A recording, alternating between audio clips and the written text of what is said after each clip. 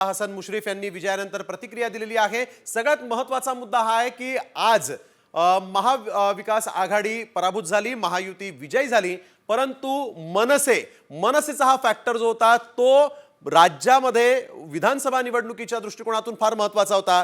राज ठाकरेंनी स्वतः असं विधान केलं होतं की सत्तेत भाजप येईल, मनसेच्या पाठिंब्यानं आम्ही भाजपचा मुख्यमंत्री होईल, परंतु मनसेचं नेमकं काय? कारण याला दोन कारण आहेत की मला प्रवीण दरेकरांना पण विचारायचं आहे की देवेंद्र फडणवीसांनी पाठिंबा दिला होता, त्यानंतर सदा सरवणकरांच्या रॅलीमध्ये भाजपचे कार्यकर्ते दिसले होते। मनसेचा गेम झाला असं म्हटलं तर चुकीचं ठरेल का? मला वाटतंय ना, मनसेचे माजी आमदार आणि माजी नेते म्हणून दरेकरांपासून सुरुवात करूयात, त्यांनाच विचारूयात की नाही, खरं म्हणजे राज ठाकरे साहेब हे महाराष्ट्राचे मोठे नेते आहेत, राहतील, परंतु निवडणुकीला ज्या गांभीर्यानं निवडणुका लढवाव्या लागतात तिथे कुठेतरी कमी पडले। आणि आम्ही जेव्हा महायुतीचा प्रश्न आला तेव्हा आम्ही कुठल्याही गोष्टीवर कॉम्प्रोमाइज केला नाही।